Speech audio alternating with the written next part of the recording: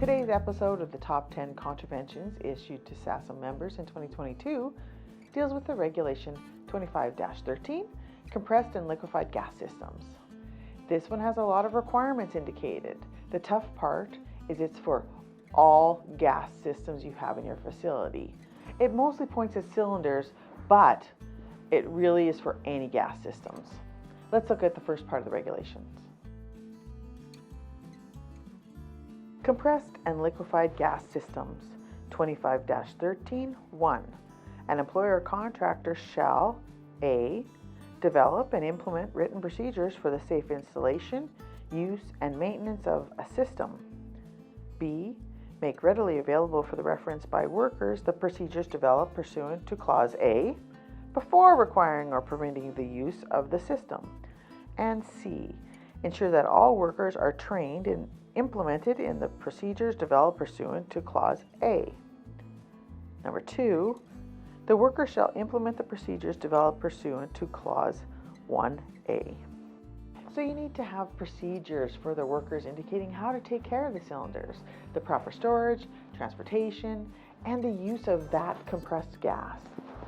You can Google the procedures needed for particular gases, but don't forget to make changes to the procedure so it fits your workplace.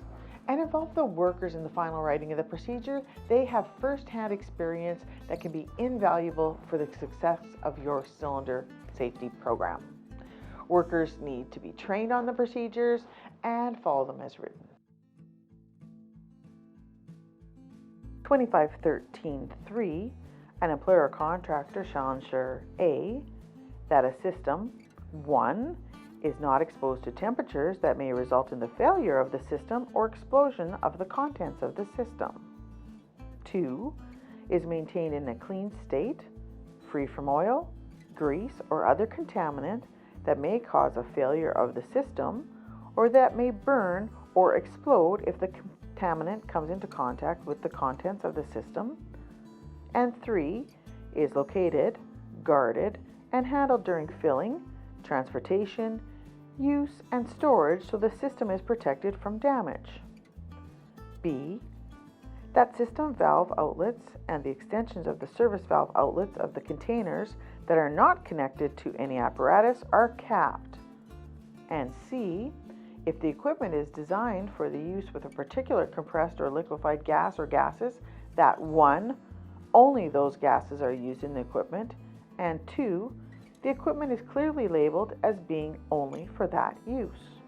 Regulation 25-13-3A3 is specifically the main section that will be contravened, and it has been written by the officers.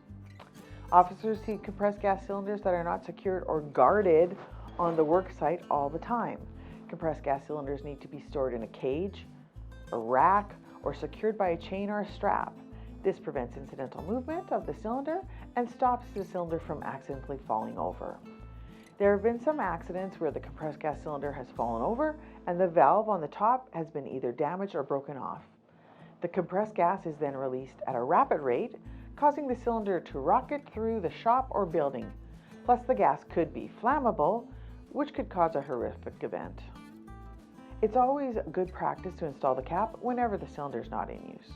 25-13-4, a worker shall A. Take reasonable steps to ensure that sparks, flames, or other sources of ignition do not come into contact with a system. B. Maintain a system in a clean state, free from oil, grease, or any other contaminant. And C. Secure the cap in place before transporting a container. Just an FYI, where you keep your compressed gas cylinder is important as well. An officer commented that there was a recent incident where compressed gas was kept by the furnace. The compressed gas cylinder overheated, exploded, and when the cylinder was rocketing, the cylinder hit the natural gas line that went to the furnace. No injuries occurred, but this could have been a very serious accident. Most facilities have some type of gas cylinder, even if it's just the propane for the barbecue lunches in the summertime. But you need to take care of them. While we're talking about propane, the storage for propane differs from other gases. Propane must be stored outside and by itself. Although oxygen and acetylene sit nicely on the cart, when they're being stored, oxygen and acetylene must be kept separate by 6 meters or 20 feet, or by a firewall with a half-hour fire rating. Other cylinders can be stored in the racks together if they're secured with that chain or strap.